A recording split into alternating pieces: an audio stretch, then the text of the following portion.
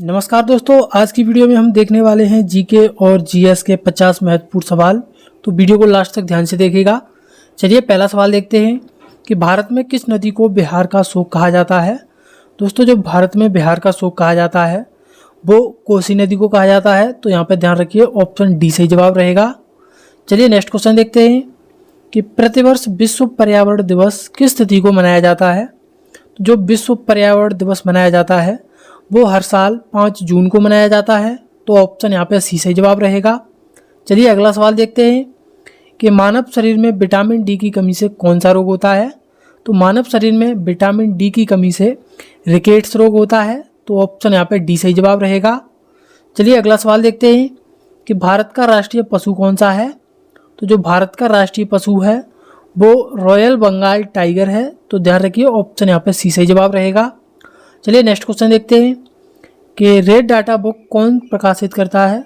जो red data book प्रकाशित की जाती है वो IUCN के द्वारा प्रकाशित की जाती है। तो ध्यान रखिए, ऑप्शन यहाँ पे डी सही जवाब रहेगा। चलिए नेक्स्ट क्वेश्चन देखते हैं कि सूती वस्त्र उद्योग के कारण भारत का मैनचेस्टर किस शहर को कहते हैं। दोस्तों ध्यान रखिएगा, सूती वस्त्रों के उद्योग के कारण भारत का मैनचेस्टर अहमदाबाद शहर को कहते हैं। तो ऑप्शन यहाँ पे डी सही जवाब रहेगा। चलिए नेक्स्ट क्वेश्चन देखते हैं कि स्थानीय नेटवर्क तकनीक में लैन का पूरा नाम क्या है। तो जो लैन का पूरा नाम होता है वो ध्यान रखिएगा लोकल एरिया नेटवर्क होता है। तो ऑप्शन यहाँ पे सी सही जवाब रहेगा। चलिए नेक्स्ट क्वेश्चन देखते हैं कि भारत का पहला राष्ट्रीय उद्यान जिम कॉर्बेट राष्ट्रीय उद्यान किस राज्य में स्थित है। तो जिम कॉर्बेट राष्ट्रीय उद्यान है वो भारत का पहला राष्ट्रीय उद्यान है और ये ध्यान रखिए उत्तराखंड राज्य में स्थित है। तो ऑप्शन यहाँ पे सी सही जवाब रहेगा। चलिए नेक्स्ट क्वेश्चन देखते हैं कि 5 सितंबर को शिक्षक दिवस किसकी जयंती पर मनाया जाता है। जो शिक्षक दिवस मनाया जाता है वो 5 सितंबर को मनाया जाता है और ये डॉक्टर सर्वपल्ली राधाकृष्णन जी की जयंती पर मनाया जाता है। तो ऑप्शन यहाँ पे ए सही जवाब रहेगा। चलिए नेक्स्ट क्वेश्चन देखते हैं कि मानव शरीर में पाई जाने वाली सबसे लंबी हड्डी कौन सी है। तो मानव शरीर में पाई जाने वाली सबसे लंबी हड्डी जो है वो फीमर है, जो कि जांघ में पाई जाती है। तो ऑप्शन यहाँ पे सी सही जवाब रहेगा। नेक्स्ट क्वेश्चन देखते हैं कि 1875 में मुंबई में आर्य समाज की स्थापना किसने की थी। जो आर्य समाज की स्थापना हुई थी वो 1875 में मुंबई शहर में हुई थी और ये स्वामी दयानंद सरस्वती के द्वारा की गई थी। तो ऑप्शन यहाँ पे डी सही जवाब रहेगा। चलिए नेक्स्ट क्वेश्चन देखते हैं कि भारतीय संविधान का कौन सा अनुच्छेद राष्ट्रीय आपातकाल से संबंधित है। जो भारतीय संविधान में राष्ट्रीय आपातकाल से संबंधित है वो अनुच्छेद 352 है। तो ध्यान रखिए, ऑप्शन यहाँ पे डी सही जवाब रहेगा। चलिए नेक्स्ट क्वेश्चन देखते हैं कि दिल्ली सल्तनत में दीवान-ए-अर्ज यानी सैन्य विभाग की स्थापना किसने की थी। तो जो दीवान-ए-अर्ज की स्थापना की थी वो दिल्ली सल्तनत में बलबन के द्वारा की गई थी। तो ऑप्शन यहाँ पे सी सही जवाब रहेगा। चलिए अगला सवाल है कि भारत की सबसे बड़ी मीठे पानी की प्राकृतिक झील बूलर झील किस राज्य में स्थित है। तो जो बूलर झील है वो भारत की सबसे बड़ी मीठे पानी की प्राकृतिक झील है और ये जम्मू कश्मीर राज्य में स्थित है। तो ध्यान रखिए, ऑप्शन यहाँ पे डी सही जवाब रहेगा। चलिए नेक्स्ट क्वेश्चन देखते हैं कि महात्मा गांधी ने पहला चंपारण सत्याग्रह किस वर्ष किया था। जो महात्मा गांधी ने पहला चंपारण सत्याग्रह किया था वो 1917 में किया था, जो कि एक सफल सत्याग्रह रहा था। तो ऑप्शन यहाँ पे ए सही जवाब रहेगा। चलिए अगला सवाल देखते हैं कि संविधान का अनुच्छेद 21 नागरिकों को कौन सा अधिकार देता है। जो भारतीय संविधान में अनुच्छेद 21 है वो ध्यान रखिए नागरिकों को प्राण एवं दैहिक स्वतंत्रता का अधिकार देता है। तो ऑप्शन यहाँ पे बी सही जवाब रहेगा। चलिए अगला सवाल है कि सांची का स्तूप किस मौर्य शासक ने बनवाया था। जो सांची का स्तूप है वो ध्यान रखिए सम्राट अशोक ने बनवाया था। तो ऑप्शन यहाँ पे डी सही जवाब रहेगा। चलिए नेक्स्ट क्वेश्चन देखते हैं कि कृषि एवं ग्रामीण विकास हेतु समर्पित नाबार्ड की स्थापना कब हुई थी। तो जो नाबार्ड की स्थापना हुई थी वो 1982 में हुई थी। तो ऑप्शन यहाँ पे सी सही जवाब रहेगा। चलिए अगला सवाल देखते हैं कि 1576 का प्रसिद्ध हल्दी घाटी का युद्ध किनके बीच लड़ा गया था। तो जो हल्दी घाटी का युद्ध हुआ था वो 1576 में लड़ा गया था और ये महाराणा प्रताप और अकबर की सेना के बीच हुआ था। तो ध्यान रखिए, ऑप्शन यहाँ पे डी सही जवाब रहेगा। चलिए अगला सवाल देखते हैं कि संविधान सभा की प्रथम बैठक के अस्थायी अध्यक्ष कौन थे? जो भारतीय संविधान की जो पहली बैठक हुई थी उसके जो अस्थायी अध्यक्ष थे वे डॉक्टर सच्चिदानंद सिन्हा थे। तो ऑप्शन यहाँ पे ए सही जवाब रहेगा। अगर स्थायी अध्यक्ष की बात की जाए तो वे डॉक्टर राजेंद्र प्रसाद थे, ये भी ध्यान रखिएगा। चलिए अगला सवाल देखते हैं कि राष्ट्रीय वाक्य सत्यमेव जयते किस उपनिषद से लिया गया है? तो जो हमारा राष्ट्रीय वाक्य सत्यमेव जयते है वो ध्यान रखिए मुंडक उपनिषद से लिया गया है। तो ऑप्शन यहाँ पे ए सही जवाब रहेगा। चलिए अगला सवाल है कि प्रसिद्ध भाखड़ा बांध भारत के किस राज्य में स्थित है? तो जो प्रसिद्ध भाखड़ा बांध है वो ध्यान रखिएगा सतलुज नदी पर बनाया गया है और ये हिमाचल प्रदेश में स्थित है। तो ऑप्शन यहाँ पे ए सही जवाब रहेगा। चलिए अगला सवाल है कि नागार्जुन किस कुषाण राजा के समकालीन थे? जो नागार्जुन थे वे कनिष्क के एक समकालीन थे। तो ध्यान रखिए ऑप्शन यहाँ पे डी सही जवाब रहेगा। चलिए अगला सवाल देखते हैं कि भारतीय संविधान की 8वीं अनुसूची का संबंध किससे है? तो जो भारतीय संविधान की 8वीं अनुसूची है वो ध्यान रखिए आधिकारिक भाषाओं से संबंधित है जिसमें 22 भाषाएं शामिल हैं। तो ऑप्शन यहाँ पे सी सही जवाब रहेगा। चलिए नेक्स्ट क्वेश्चन देखते हैं कि 1913 में सैन फ्रांसिस्को में गदर पार्टी की स्थापना किसने की थी? तो जो गदर पार्टी की स्थापना हुई थी वो 1913 में सैन फ्रांसिस्को शहर में हुई थी और ये लाला हरदयाल के द्वारा की गई थी। तो ऑप्शन यहाँ पे सी सही जवाब रहेगा। दोस्तों अभी तक हमने आधे प्रश्न सॉल्व कर लिए हैं। आपका स्कोर क्या रहा है अभी तक कमेंट में ज़रूर बताइए।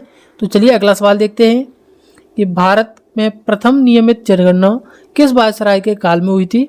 तो जो भारत में प्रथम नियमित जनगणना हुई थी वो 1881 में हुई थी और उस समय भारत का वायसराय लॉर्ड रिपन था। तो ऑप्शन यहाँ पे सी सही जवाब रहेगा। चलिए नेक्स्ट क्वेश्चन देखते हैं कि कलंग शैली में निर्मित प्रसिद्ध लिंगराज मंदिर कहाँ स्थित है? जो लिंगराज मंदिर है वो ध्यान रखिएगा उड़ीसा के भुवनेश्वर में स्थित है। तो ऑप्शन यहाँ पे डी सही जवाब रहेगा। चलिए अगला सवाल देखते हैं कि भारत के सर्वोच्च नीतिगत थिंक टैंक यानी नीति आयोग का अध्यक्ष कौन होता है? तो जो भारत में नीति आयोग का अध्यक्ष होता है वो भारत के प्रधानमंत्री होते हैं। तो ऑप्शन यहाँ पे सी सही जवाब रहेगा। चलिए अगला सवाल है कि भारतीय स्वतंत्रता संग्राम की प्रसिद्ध काकोरी ट्रेन कार्रवाई किस वर्ष हुई थी? तो जो स्वतंत्रता संग्राम के समय काकोरी ट्रेन कार्रवाई हुई थी वो 1925 में हुई थी। तो ऑप्शन यहाँ पर सी सही जवाब रहेगा। चलिए अगला सवाल देखते हैं कि भारत के मध्य से होकर गुजरने वाली कर्क रेखा कुल कितने राज्यों से होकर गुजरती है? तो जो भारत से जो कर्क रेखा गुजरती है वो ध्यान रखिएगा 8 राज्यों से होकर के गुजरती है। तो ऑप्शन यहाँ पे ए सही जवाब रहेगा। चलिए अगला सवाल देखते हैं कि यकृत द्वारा बनने वाले पित्त रस का संचय कहाँ होता है? तो जो पित्त रस होता है वो यकृत के द्वारा बनता है और ये जो इकट्ठा होता है वो पित्ताशय में होता है। तो ऑप्शन यहाँ पे बी सही जवाब रहेगा। चलिए नेक्स्ट क्वेश्चन देखते हैं कि सूर्य और अन्य तारों में ऊर्जा उत्पादन की मुख्य प्रक्रिया कौन सी है? जो सूर्य और अन्य तारों में जो ऊर्जा उत्पादन की मुख्य प्रक्रिया है वो नाभिकीय संलयन है। तो ध्यान रखिए ऑप्शन यहाँ पे ए सही जवाब रहेगा। नेक्स्ट क्वेश्चन देखते हैं कि भौतिकी का प्रसिद्ध सापेक्षता का सिद्धांत किसने दिया था? जो सापेक्षता का सिद्धांत दिया है वो अल्बर्ट आइंस्टीन ने दिया है। तो ध्यान रखिए ऑप्शन ए सही जवाब रहेगा। चलिए नेक्स्ट क्वेश्चन है कि मानव त्वचा की कौन सी ग्रंथि शरीर का तापमान नियंत्रित करने हेतु पसीना निकालती है? तो जो हमारे शरीर में जो पसीना निकालती है जिससे हमारे शरीर का तापमान नियंत्रित रहता है वो स्वेद ग्रंथि है। तो ऑप्शन यहाँ पे सी सही जवाब रहेगा। चलिए अगला सवाल देखते हैं कि जल निकायों को जोड़ने वाली विश्व की सबसे चौड़ी जल संधि कौन सी है? तो जो विश्व की सबसे चौड़ी जल संधि है वो डेविस जल संधि है। तो ऑप्शन यहाँ पे सी सही जवाब रहेगा। चलिए नेक्स्ट क्वेश्चन देखते हैं कि परमाणु रिएक्टर में प्रयुक्त भारी जल में हाइड्रोजन का कौन सा समस्थानिक होता है? जो परमाणु रिएक्टर होते हैं उसमें भारी जल जिसका रासायनिक सूत्र D2O होता है उसमें हाइड्रोजन का समस्थानिक ड्यूटेरियम है। तो ऑप्शन यहाँ पे डी सही जवाब रहेगा। चलिए अगला सवाल देखते हैं कि अपने हल्के वजन और उच्च मजबूती के कारण किस धातु को भविष्य की धातु कहते हैं? तो जो भविष्य की धातु कहा जाता है वो टाइटेनियम धातु को कहा जाता है। तो ऑप्शन यहाँ पे बी सही जवाब रहेगा। चलिए नेक्स्ट क्वेश्चन देखते हैं कि जीव विज्ञान में किस शाखा के अंतर्गत कीटों का अध्ययन होता है? तो जो जीव विज्ञान की शाखा के अंतर्गत कीटों का अध्ययन होता है वो एंटोमोलॉजी के अंतर्गत होता है। तो ऑप्शन यहाँ पे ए सही जवाब रहेगा। चलिए अगला सवाल देखते हैं कि खगोल विज्ञान में पारसेक किसकी सबसे बड़ी इकाई है। जो खगोल विज्ञान में पारसेक है वो खगोलीय दूरी की सबसे बड़ी इकाई है। तो ऑप्शन यहाँ पे हमारा बी सही जवाब रहेगा। चलिए देखते हैं नेक्स्ट क्वेश्चन कि मानव रक्त में पाई जाने वाली श्वेत रक्त कोशिकाओं का मुख्य कार्य क्या है। जो हमारे खून में जो श्वेत रक्त कोशिकाएं यानी WBC पाई जाती हैं उनका मुख्य कार्य रोगों के संक्रमण से रक्षा करना होता है। तो ऑप्शन यहाँ पे डी सही जवाब रहेगा। चलिए नेक्स्ट क्वेश्चन देखते हैं कि आतिशबाजी के दौरान दिखाई देने वाला गहरा लाल रंग किस धातु साल्ट के कारण होता है। तो जब भी आपने देखा होगा कि जब भी आतिशबाजी होती है तो आसमान में एक गहरा लाल रंग दिखाई देता है जिसका कारण स्ट्रोंशियम है। तो ऑप्शन यहाँ पे सी सही जवाब रहेगा। चलिए अगला सवाल देखते हैं कि पृथ्वी की भूप्रकृति में सबसे अधिक पाया जाने वाला गैर धातु तत्व कौन सा है। जो पृथ्वी की भूपटि है उसमें सबसे अधिक पाया जाने वाला गैर धातु तत्व ऑक्सीजन है। तो ऑप्शन यहाँ पे सी सही जवाब रहेगा। चलिए नेक्स्ट क्वेश्चन देखते हैं कि शरीर में अतिरिक्त कार्बोहाइड्रेट का ग्लाइकोजन के रूप में संचय कहाँ होता है।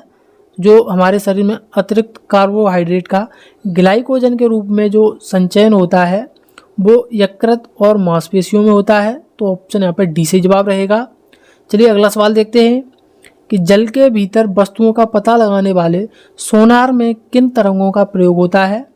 ध्यान रखिएगा जो जल के भीतर वस्तुओं का पता लगाने में सोनार में जो तरंगों का प्रयोग होता है वो पराश्रव्य तरंगों का प्रयोग होता है। तो ऑप्शन यहाँ पे बी सही जवाब रहेगा।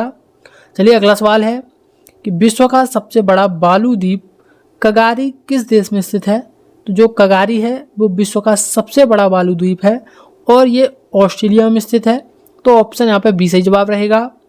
चलिए नेक्स्ट क्वेश्चन है कि पौधे सूर्य के प्रकाश की अनुपस्थिति में श्वसन क्रिया के दौरान कौन सी गैस लेते हैं। जो पौधे होते हैं वो सूर्य के प्रकाश की अनुपस्थिति में ऑक्सीजन गैस लेते हैं। तो ऑप्शन यहाँ पे बी सही जवाब रहेगा। चलिए अगला सवाल देखते हैं कि मानव शरीर में रक्तचाप मापने में किसका प्रयोग होता है। तो ध्यान रखिएगा मानव शरीर में रक्तचाप यानी ब्लड प्रेशर मापने के लिए स्पिग्मोमैनोमीटर का प्रयोग होता है। तो ऑप्शन यहाँ पे डी से जवाब रहेगा। नेक्स्ट क्वेश्चन देखते हैं कि ब्रह्मांड के निरंतर विस्तार की खोज किस वैज्ञानिक ने की थी। तो ब्रह्मांड के निरंतर जो विस्तार की खोज की थी वो एडविन हबल ने की थी। तो ऑप्शन यहाँ पे सी से जवाब रहेगा। चलिए अगला सवाल है कि मानव शरीर में विटामिन B1 की कमी से कौन सा रोग होता है। जो विटामिन B1 होती है उसका रासायनिक नाम थायमिन है और ध्यान रखिए इसकी कमी से बेरी रोग होता है।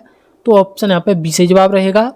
चलिए आज का हमारा अंतिम सवाल है कि पृथ्वी में पाई जाने वाली सबसे पुरानी चट्टानें जिरकॉन क्रिस्टल्स किस महाद्वीप में मिली हैं। इसका जवाब आपको कमेंट करना है। तो उम्मीद करते हैं आपको वीडियो पसंद आई होगी। ऐसी डेली वीडियो देखने के लिए चैनल को सब्सक्राइब करना ना भूलें। हम मिलेंगे किसी नेक्स्ट वीडियो में, तब तक के लिए जय हिंद।